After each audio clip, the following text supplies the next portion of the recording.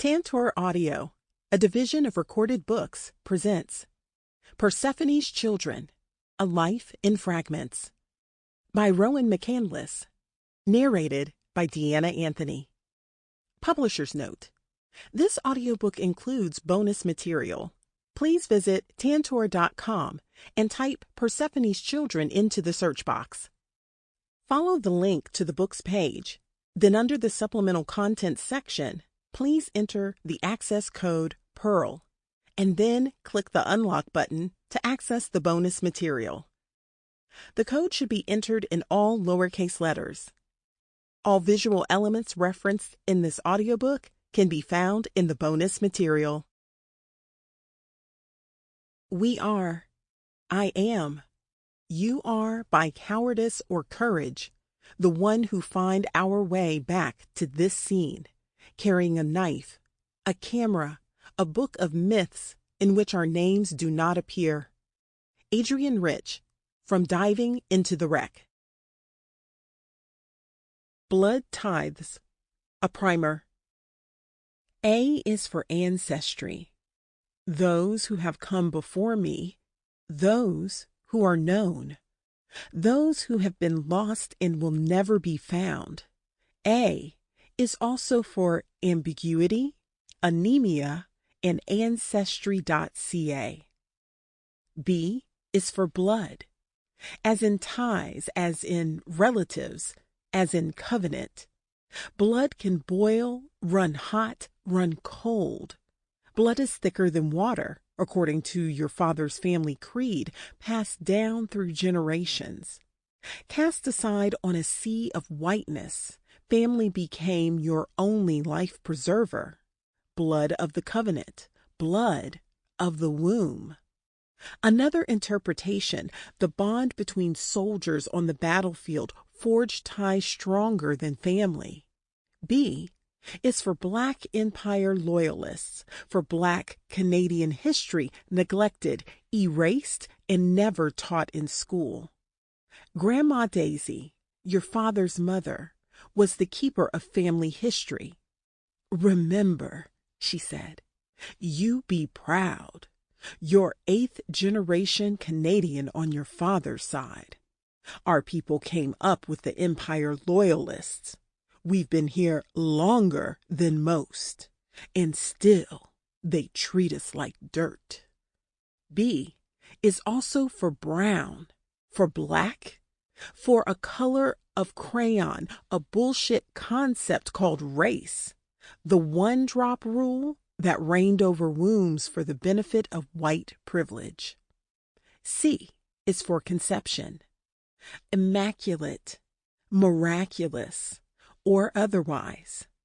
C is also for childbirth and for crab apple, the only species of apple tree native to North America.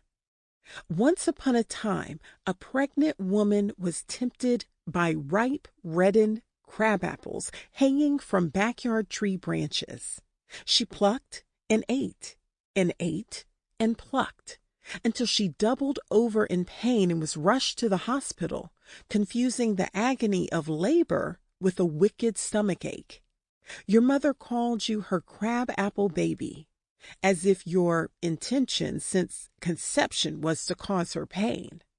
Civil rights, civil wrongs. C is for color, colored, coloring. First years of elementary school with fresh packs of Crayolas, you had trouble staying within the lines.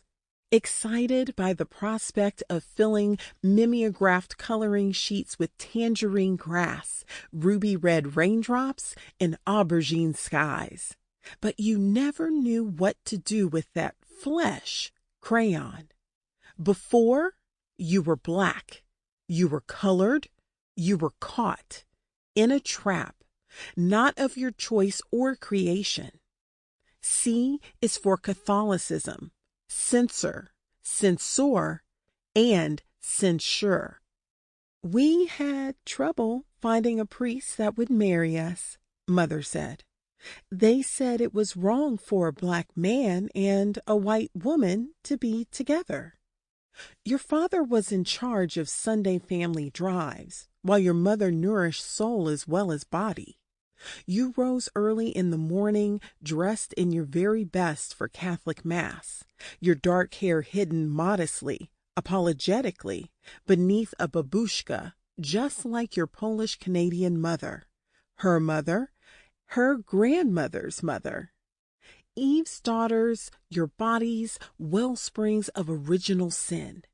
You sat on worn wooden pews next to your mother, next to your brothers, next to families who accepted you and families who didn't. You listened to the liturgy in Latin, sat, stood, kneeled, and genuflected under the watchful eyes of priests, saints, in stained glass windows, statues of the Virgin Mary and of her Son nailed to the cross. You learned man was made in God's image, a likeness white as driven snow, Father, Son, and the Holy Ghost. You questioned how to fit in without a penis or purity of bloodline. D is for dark shadows. The late 60s, early 70s, black and white American Gothic TV soap opera that scared the bejesus out of you when you were younger. Dark Shadows. The supernatural tale of Colin's family with witches, ghosts, and vampire curses. Barnabas Collins released from his coffin with an unquenchable thirst for blood. For a time, as a child, you believed vampires were real. At night you sought comfort in the rose-colored plastic crucifix your Grandma Frances had given you. It dangled from a delicate chain around your neck. You slept in bed with the hallway light on, slept on the living room couch with one arm draped across your neck. D is for dolls and dress-up, being daddy's little girl whether you wanted to or not. D is for diasporas. Across ocean and continents, huddled masses fleeing poverty and persecution in the bowels of ship steerage, masses slaves, shackled in chains, transported in hell's wooden underbelly. D is for divisions, divides not to be crossed. D is also for divorce. Your father was always on the run, out on a run, out on a run with the railroad, or with whichever woman currently had his favor. A train whistle echoed from the railroad tracks a block away, from your family's bungalow on Washington Avenue. Reminders of father and grandfather, the dirge of men called boy, carrying the baggage of strangers. E is for Eucharist, the body and blood of Christ, a sacrament that filled you momentarily with divine grace as a child.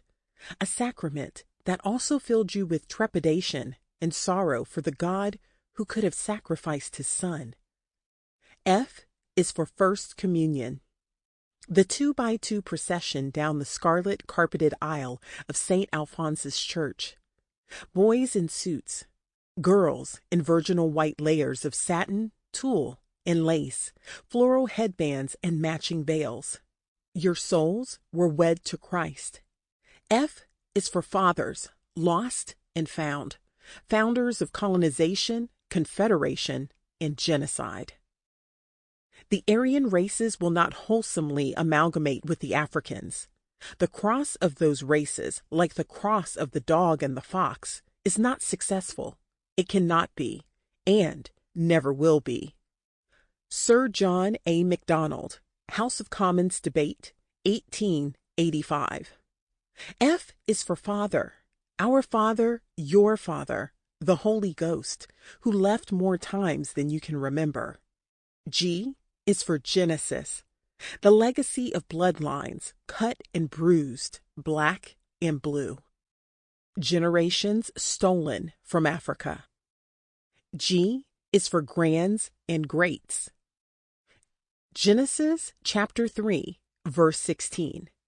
Unto the woman God said, I will greatly multiply thy sorrow and thy conception. In sorrow thou shalt bring forth children. Grade 6 health class. The girls were sequestered in the classroom for The talk, seated behind desks, blinds drawn, door closed. Keep out. No boys allowed. The screen rattled as it was lowered in front of the blackboard. The projector motor hummed, and the film reel spun, click, click, click. Dust motes floated in front of the projector's beams while you froze, caught in the headlights, and bore witness to slothed cells and sterile anatomical line drawings explaining menstruation. You heard the recessed crack of baseball bats, the whoop and holler of boys at play, and longed to join them. Your mother called menstruation the curse. She purchased cumbersome boxes of Kotex kept hidden from view behind Pendersky's grocery counter. The day you started bleeding, you were walking home from junior high school. Blood-stained white leotards, white cotton panties. You rushed home and dialed your mother at work. She returned with a box of sanitary pads the size of pillows, an elastic belt to hold them in place, and the following announcement. "Be careful," she said. "You could have a baby now," which left you confused. At 12, you had yet to kiss a boy and were far more interested in riding your bike, reading books, and playing baseball. H is for hypodescent. Hypodescent, the assignment of mixed-race children to the subordinate group by the dominant culture. Hyperdescent, the assignment of mixed-race children to the more advantaged group by the dominant culture. Hit and miss. Whether you're perceived as black, white, or somewhere in between a rock and a hard place. I is for immigration. Up to April 10th, 1978. To talk of racism in Canadian immigration policy is overgenerous to the Government of Canada. Rather, we should talk of racism as Canadian immigration policy. David Matas. Fueled by British imperialism, after the genocide of First Nations peoples on the prairies, Canada sought to repopulate the West. The desirability of new arrivals was rated as follows: immigrants from Great Britain and the United States, Northern and Western Europeans, Central and Eastern Europeans, Jews and Southern Europeans, pacifist religious sects. Black and Asian immigrants need not apply. Descendants of peasants, of serfs tied to the land and to landowners who ruled over their lives from birth to grave. Your mother's family was part of the first two waves of Polish immigration to Canada. They left behind famine and flood, occupation and poverty, loved ones, and all they knew in Oleszeta and Ruda Rozaniecka. Aboard ships christened the SS Bulgaria and the SS Montrose. They landed in Halifax, Nova Scotia, and St. John, New Brunswick, and at Ellis Island, New York, eventually homesteading in Manitoba. On your paternal side, your grandpa Lever fled Columbia, South Carolina, at age 16. Your grandma Daisy said he left after his brother was beaten to death with a hammer for applying for a white man's job. He journeyed to Chicago, part of the Great Migration of Southern African Americans headed north in hopes of a better life. According to Grandma Daisy, your grandfather left Chicago after discovering that the establishment in which he was working as a dishwasher was a front for Al Capone and his illegal enterprises. Fearing for his safety, Grandpa Lever quit working there, and on April 7, 1924, he immigrated to Canada and became a porter for the railroad, one of the few jobs available to black men at the time. Refer to the accompanying bonus material for a partial transcription of Grandpa Lever's border crossing. Your Grandpa Mike uprooted Grandma Frances and Aunt V, their good daughter who kept her racial purity, then hightailed it to the land of the free, home of the brave. In California, there was fresh squeezed orange juice to go with Grandpa Mike's vodka, served at separate but equal lunch counters. J is for Jezebel. From the Old Testament, a Phoenician princess. From Christian lore, a fallen woman. From the roots of colonialism and the transatlantic slave trade, a racial stereotype. Black female bodies hypersexualized and made fetish. Daughters, mothers, grandmothers, viewed by the white gaze as promiscuous, animalistic, sexualized commodities lacking agency. J is for Jezebel, a symbol positively embraced by me and many other women, a declaration of proudly taking ownership of our bodies, our sexuality, our sensuality, no longer accepting the shame, blame, or fetishizing that comes from the white male gaze and patriarchal systems of oppression. K is for KKK. In 1926, there were chapters of the Ku Klux Klan in Quebec, Ontario, Alberta, and Saskatchewan. The Saskatchewan chapter had over 25,000 members. Memberships cost $13. The Klan's presence included acts of domestic terrorism toward blacks, including cross burnings in Truro, Nova Scotia. Truro Daily News, August 3, 1932, page 1. KKK planned to organize in Truro in early August. It was understood that a number of clans existed in several towns, including New Glasgow, Stellarton, Halifax, and St. John and Sackville, New Brunswick. Truro Daily News, August 10, 1932, page 1.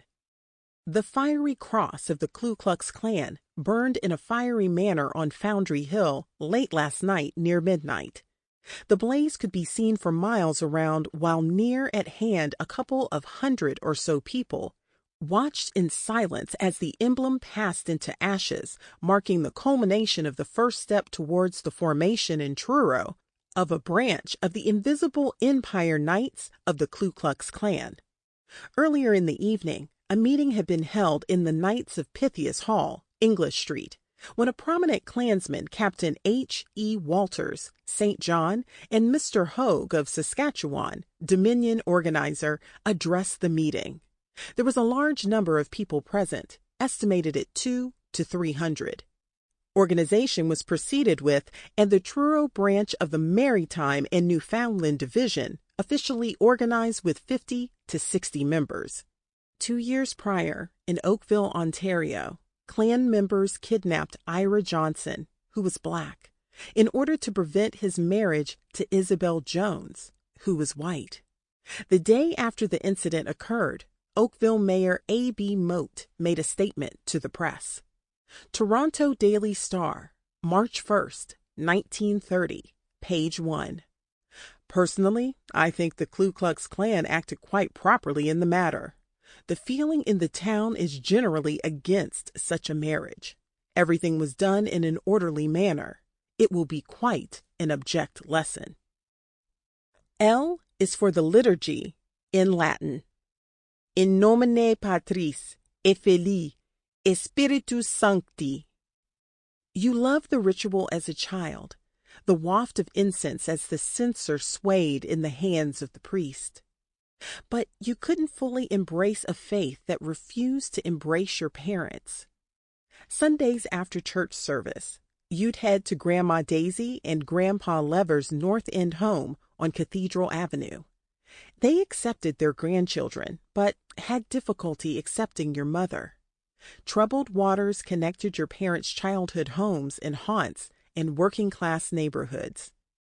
Your heart would pound as Father's butter-yellow convertible approached the Lewis Bridge.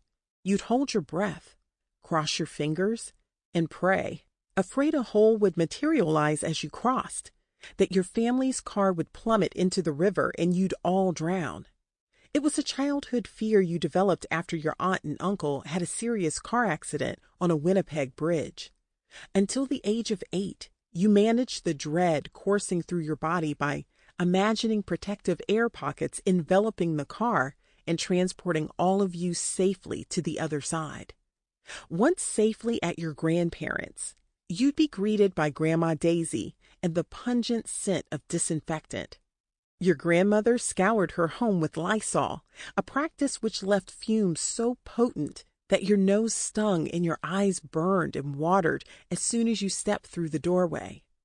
You considered your grandmother's Lysol use as being the result of trauma, of her being a little girl terrorized by white people who came after the black enclave in Truro with guns, of her hidden within the hole of an outhouse for safekeeping, of her becoming part of the stink of shit and trauma. The scent of disinfectant lingered on skin, on clothing, on postal-delivered birthday cards, and family history. Lake Agassiz.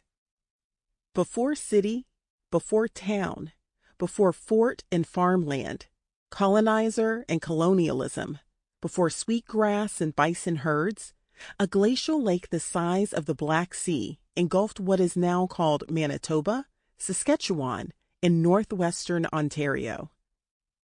M is for marriage, mother, and matrilineal. Your mother shared her womb, but not her secrets. No mention of her courtship with your father. No snapshots of the two of them together. No anniversary celebrations. Not a single cherished wedding photograph tucked in a family album. For a brief time during your childhood, you'd ask, "When did you and Daddy get married?" Tight-lipped, your mother would glare in stony silence. Eventually, you stopped asking, because you can't get blood from a stone. Before you were black, you were colored. You were mulatto. You were mixed race. Caught in a trap not of your choice or creation. M is for mulatto, borrowed from the Spanish and Portuguese mulatto, derived from mulo, from Latin mulis, meaning mule, the offspring of a horse and donkey. Mulatto, defined as the first-generation offspring of a black person and a white person. Mulatto, as defined by colonialism. Rowan, the offspring of Africadian African-American father and Polish-Canadian mother. M is also for Mississippi, a childhood skipping game. A southern state that repealed its legal ban on miscegenation in 1987. Mississippi appendectomies, phrase used to describe the non-consensual, medically unnecessary sterilization of black women in the southern United States. Mississippi of the North, how your Grandma Daisy described her hometown of Truro, Nova Scotia. N is for never. Never get married, your mother said. Never have children. It'll ruin your life. O is for the one-drop rule. For additional information, see letters A, B, C, D, F, G, H, I, K, M, P, Q, R, V, X. In the United States, the one-drop rule required that any person with a trace of African ancestry be legally classified as Black, regardless of self-identity or attachment to both parents. Although not officially adopted as law in Canada, the one-rule drop permeates Canada's history. Fourth Census of Canada, 1901. Instructions of Chief Officers, Commissioners, and Enumerators. Section 47. Only pure whites will be classed as whites. The children begotten of marriages between whites and any one of the other races will be classed as red, black, or yellow, as the case may be, irrespective of the degree of color. Sixth Census of Canada, 1921. Instructions to Commissioners and Enumerators. Section 94. The children begotten of marriages between white and black or yellow races will be classified as Negro or Mongolian, Chinese or Japanese, as the case may be. O is for octoroon, defined as a person of 1/8 black ancestry. Octoroon, your newborn granddaughter, Gracie. P is for Polly, inferred mother of Rosie, both of whom were born into slavery in South Carolina. Polly, your inferred great-great-grandmother, who was manumitted by Sebastian Sumter, grandson of General Thomas Sumter, prior to August 6, 1860. P is for passing like ships in the night or between worlds.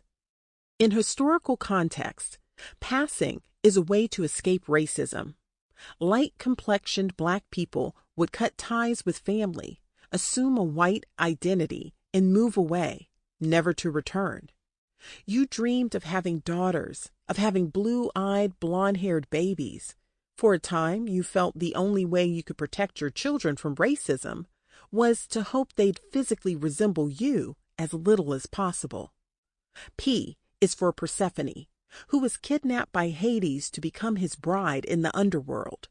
When allowed to return to her grief-stricken mother, Persephone was still bound to Hades because she had eaten seeds from the pomegranate while in the underworld.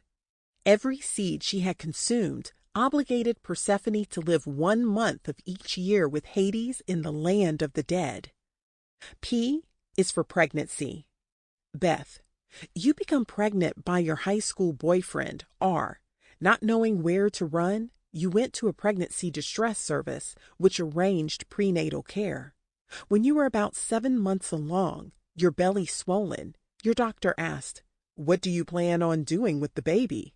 Shocked, you asked him what he meant. "Well," he said, "there are so many childless couples who would just love to adopt a newborn." Shaking, you told him you were keeping your baby. Raven, you met your father at the Bay's Paddle Wheel restaurant.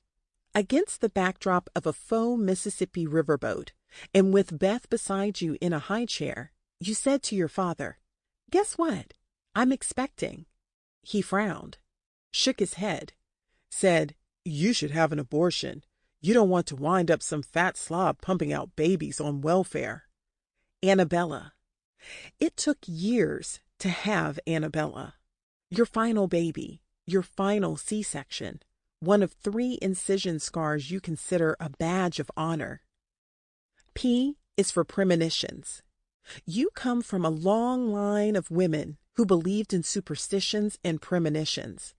Information you didn't share with Sarah, the hospital chaplain, as you sat in a private room assigned for family. Down the hall, your newborn, premature granddaughter Gracie was in the neonatal intensive care unit. A floor above, your daughter Beth was in the maternal intensive care unit after the delivery, fighting for her life. You considered telling Sarah that a few weeks before you had had a premonition. An image flash of Beth in an operating room lying beneath bloody sheets on a bloody table, the floor coated in your daughter's blood. But you didn't tell her, just as you didn't tell Beth. Even though you'd had premonitions that had come true in the past, you remained silent. You didn't want to add to the stress of a high-risk pregnancy by being a drama queen. Q is for queen. A gentle snowfall. A queen sat next to an open window, embroidering on an ebony frame. She pricked her finger, and 3 drops of blood fell onto the snow. "Oh, that I had a child as white as snow, as red as blood, and as black as the wood of the embroidery frame," the queen said. It wasn't long until she had a daughter with skin as white as snow, lips as red as blood, and hair as black as ebony. Quadroon, defined as a person of 1/4 Black ancestry. Quadroon, your daughters, Beth, Raven, and Annabella. Welfare queen, a derogatory stereotype. A label marginalizing and morally judging women living in poverty. A racist narrative depicting Black women as lazy, unmotivated, and sexually promiscuous, having baby after baby after baby in order to collect welfare checks. Welfare queen, a racist trope your father seemed to accept without question, and one that you did your best to disassociate from by getting your university education while raising babies and also working part-time.